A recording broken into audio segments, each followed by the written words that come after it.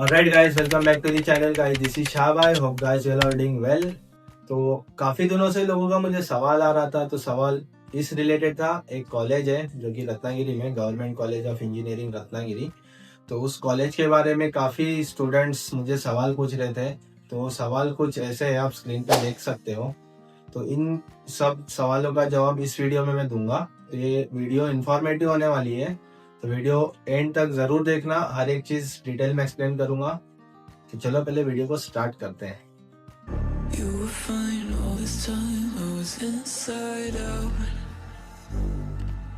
तो अभी कॉलेज के बारे में बात की जाए तो कॉलेज का पूरा नाम है लोकनेते श्यामराव पेजे government college of engineering Ratnagiri. तो ये कॉलेज का नाम है, और कॉलेज पहले ओल्ड बिल्डिंग थी और अब न्यू बिल्डिंग बनी है। तो स्ट्रक्चर की बात की जाए, और न्यू बिल्डिंग में बहुत सारे लैब है, लेकिन लैब में अभी बहुत से लैब में फैसिलिटीज अवेलेबल नहीं है, जैसे कि इलेक्ट्रॉनिक्स वगैरह का है या इलेक्ट्रिकल का है। मतलब उस लेवल की फैसिलिटी अवेलेबल नहीं है। मतलब जहाँ तक हो सके वहाँ तक फैसिलिटी अवेलेबल कराई जा रही है। तो ये एक रीज़न, इस वजह से फैसिलिटी क्यों नहीं है, तो उसका एक रीज़न ये भी है क्योंकि कॉलेज अभी नया है। मतलब कुछ ज़्यादा साल नहीं हुए, 4 साल अब हो जाएंगे इस कॉलेज को। मतलब 4 साल अप्रॉक्स हो चुके हैं, 4 से 5 साल। तो इस वजह से कॉलेज में प्रॉपर फैसिलिटीज़ वगैरह अवेलेबल नहीं है, और लैक ऑफ मतलब टीचिंग फैकल्टी की भी मतलब कमी है। तो वो भी अभी प्रोसेस चालू थी, आई थिंक सो। तो वो सब चीज़ है। तो आपको ये चीज़ अंडरस्टैंड करना है। मैं तो सिर्फ एक इंफॉर्मेशन बता रहा हूँ कॉलेज के रिलेटेड, क्योंकि जो परमानेंट फैकल्टी है ना, वो कम है, और विजिटिंग फैकल्टी है वो उनका मतलब ये चालू है, क्या बोलते हैं, भर्ती चालू है उन लोगों की। तो वो सब होएगा तब वो मतलब टीचर्स की अवेलेबिलिटी होगी, बाकी सब चीज़ें होगी। तो लैब वगैरह भी है, लेकिन उस तरह के उस लेवल के लैब नहीं है जो अदर अच्छे बड़े कॉलेजों में होता है। तो ये अभी थोड़ा डेवलप हो रहा है कॉलेज, ऐसा एकदम से नहीं होगा, थोड़ा वक्त लगेगा। तो अभी कॉलेज के डिपार्टमेंट्स के बारे में बात की जाए तो कॉलेज में कुल कितने डिपार्टमेंट्स हैं, तो पहला है AI&DS, artificial intelligence and data science, और दूसरा है सिविल, और तीसरा है मैकेट्रॉनिक्स, चौथा है इलेक्ट्रिकल, और एक है फूड टेक्नोलॉजी एंड मैनेजमेंट। तो ये कुल इतने सारे डिपार्टमेंट्स हैं। तो अभी नॉर्मली ऐसी स्ट्रेंथ देखी जाएगी ना क्लास की, तो अराउंड 40-50 ऐसी स्ट्रेंथ है पर क्लास की, या उससे कुछ ज़्यादा। ये अप्रॉक्स बता रहा हूँ मैं, एक अप्रॉक्स।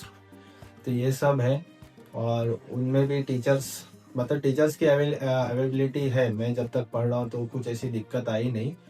तो मुझे जिस चीज़ के लिए दिक्कत आई है वो आगे मैं आपको बताऊंगा। मतलब कॉलेज में बहुत चीज़ों की कमी है जो मैं महसूस करता हूँ, तो आपको आगे वीडियो में पता चलेगा, वीडियो में बने रहना। तो अभी बात की जाए कॉलेज किस यूनिवर्सिटी से मतलब एफिलेटेड है या जुड़ा हुआ है, तो कॉलेज जुड़ा हुआ है doctor Baba Saheb Ambedkar technological university. तो ये है लोनेरे रायगढ़ में। तो ये यूनिवर्सिटी है ना, इसका तो बहुत ज़्यादा प्रॉब्लम है। First of all result time पे लगता नहीं है, लगा तो अभी तक लगा भी तो रिजल्ट में भी कुछ ना कुछ फॉल्ट रहता है। मैं आपको एक केस बताऊंगा, तो उस लड़के का नाम नहीं लूंगा, उसने मुझसे ये बात शेयर की थी। तो रिजल्ट टाइम लगता नहीं है, उनके रूल्स चेंज होते रहते हैं। अचानक में आपने एडमिशन लिया, आज कुछ सपोज 100 रूल है, और एडमिशन लेने के बाद रूल चेंज होता है, तो वो चीज़ आपको अफेक्ट करेगी। मैं आपको ये चीज़ बता रहा हूँ। और हमारे साथ भी मतलब हमारी जो बैच है ना, अभी मैं फाइनल ईयर में जाने वाला हूँ, जाने वाला नहीं हूँ, पहुँच चुका हूँ। तो थर्ड ईयर में थे ना हम, तो हमें एक चीज़ से बहुत बड़ी दिक्कत हुई थी। आपको वो भी चीज़ मैं शेयर करूँगा आगे वीडियो में। तो हुआ कुछ ऐसा था कि एक सब्जेक्ट ऐड किया गया था जिसके बारे में हमें स्टार्ट में बिल्कुल पता नहीं था, ना कि मिडल ऑफ मतलब एकेडमिक्स की जो मिडल ईयर में था ना, या मिडल ऑफ द सेम, उसमें भी कुछ पता नहीं था। At the end of the same में हमें पता चला कि हमें एक सब्जेक्ट की एग्ज़ाम भी देनी है, वो भी सेमिस्टर की। तो एंड सेमिस्टर की एग्ज़ाम देनी थी। तो हुआ ऐसा था, वो सब्जेक्ट का नाम था यूनिवर्सल ह्यूमन वैल्यूज़। तो ना हमें उस चीज़ के बारे में कुछ पढ़ाया गया था कॉलेज में, ना कुछ उस बारे में पहले बताया गया था। मतलब टाइम टेबल लगने के बाद या कुछ हफ्ते पहले उस चीज के बारे में बताया गया था कि आपको इस रिलेटेड भी एग्जाम देनी है, ये सब्जेक्ट होगा। मतलब हमने ऑन दी स्पॉट उस चीज के बारे में एग्जाम दी थी, उस सब्जेक्ट के रिलेटेड। अभी बहुत से बच्चे उसमें क्लियर हो गए, वो सब्जेक्ट क्लियर कर ले गए, क्योंकि बहुत से लोगों को उस चीज में इंटरेस्ट भी रहता है। यूनिवर्सल ह्यूमन वैल्यूज मतलब थोड़ा ऐसा देखा जाए, कुछ लोगों के नज़र में वो थोड़ा इजी सब्जेक्ट भी लगता है, लेकिन हर किसी को वो सब्जेक्ट इजी नहीं लगता है, राइट।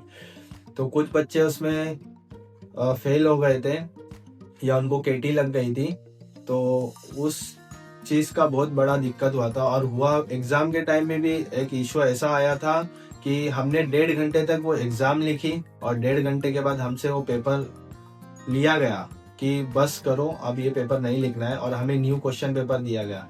मतलब हमने वो पेपर वो 1.5 घंटा हमने लिखा और 3 घंटा, मतलब 3 1 4 4.5 घंटे तक हमने वो पेपर दिया।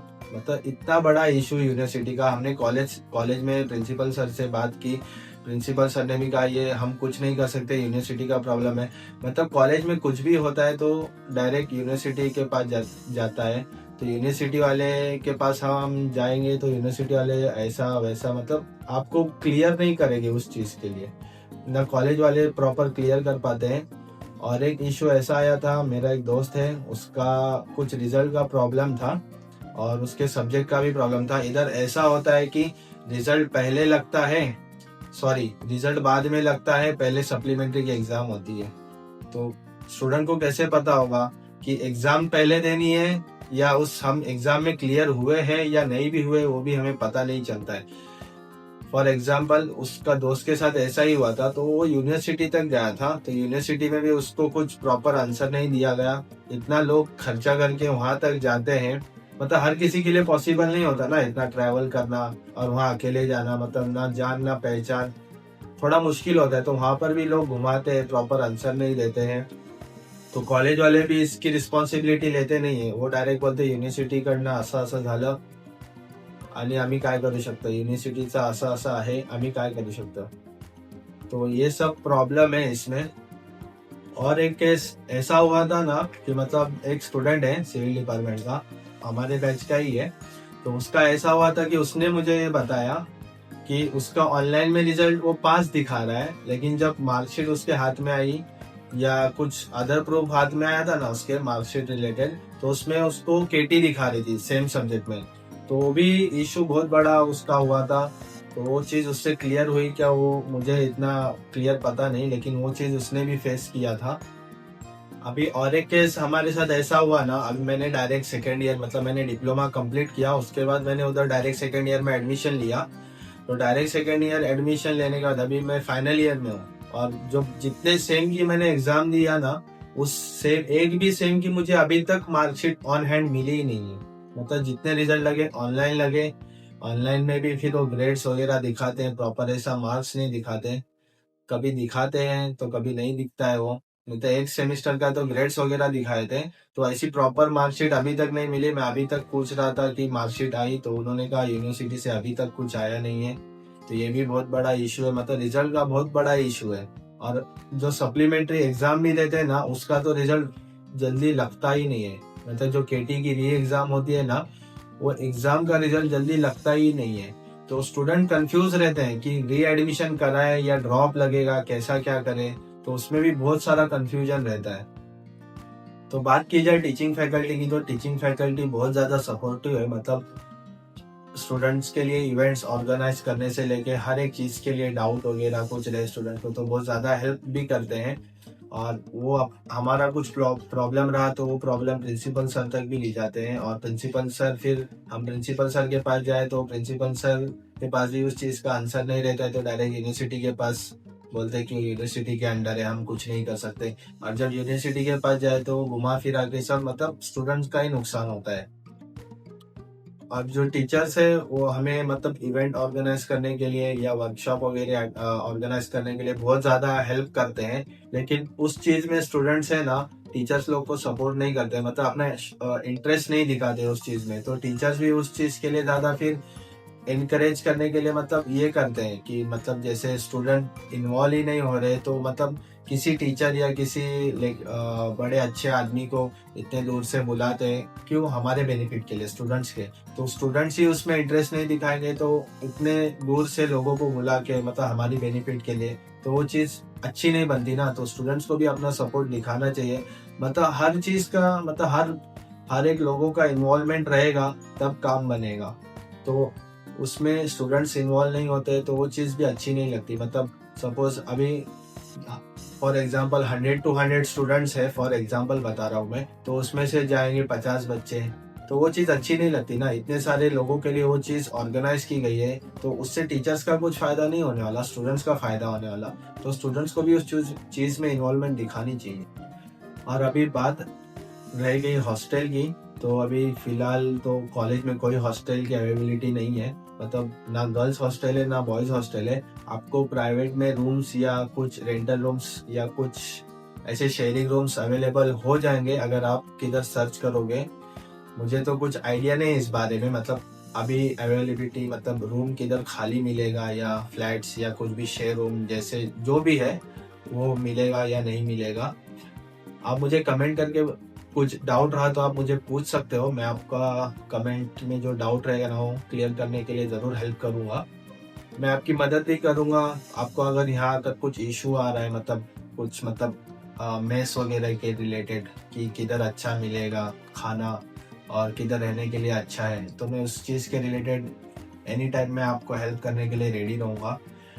तो आप उस चीज़ के रिलेटेड मुझे नो डाउट आप मुझे कभी भी कमेंट कर सकते हैं, मैं आपको हेल्प करूँगा। तो कुछ लोगों का सवाल प्लेसमेंट के रिलेटेड भी था, तो प्लेसमेंट के रिलेटेड मैंने सीनियर्स से बात की थी कि प्लेसमेंट होगा या नहीं इस कॉलेज का। तो उन्होंने सीधा सीधा मना किया था कि हमें इस चीज़ से कोई मतलब भरोसा ही नहीं कि प्लेसमेंट होगा या नहीं होगा, मतलब वो सीधा निगलेक्ट कर रहे थे। तो यही मैं आपको भी बताना चाहूँगा। तो एट दी एंड मैं आपको यही बताना चाहूँगा, तो अब तक मैंने जितनी बातें बताई वो मैंने फेस की है और मेरे कुछ फ्रेंड्स ने फेस की है, तो वो सब चीज़ मैं आपसे शेयर कर रहा हूँ जो कि न्यू एडमिशन लेने वाले हैं। और आपको अगर कुछ हेल्प लगी तो उसके लिए मैं जहाँ तक मुझसे हो सके मैं आपकी हेल्प करूँगा, नो डाउट। और जो कॉलेज का स्ट्रक्चर है ना, जो न्यू बिल्डिंग का मतलब जो लैब वगैरह क्लासरूम वगैरह उसके रिलेटेड मैंने ऑलरेडी वीडियो बनाया है, उसकी लिंक मैं बायो में दे दूंगा, तो वो भी आप चेकआउट करना। तो गाइज आज के वीडियो में बस इतना ही, और वीडियो आपको इन्फॉर्मेटिव लगी तो लाइक ज़रूर करना, चैनल को सब्सक्राइब करना और कमेंट में ज़रूर कुछ डाउट रहा तो पूछ लेना। तो मिलते हैं नेक्स्ट वीडियो में, तब तक के लिए स्टे सेफ।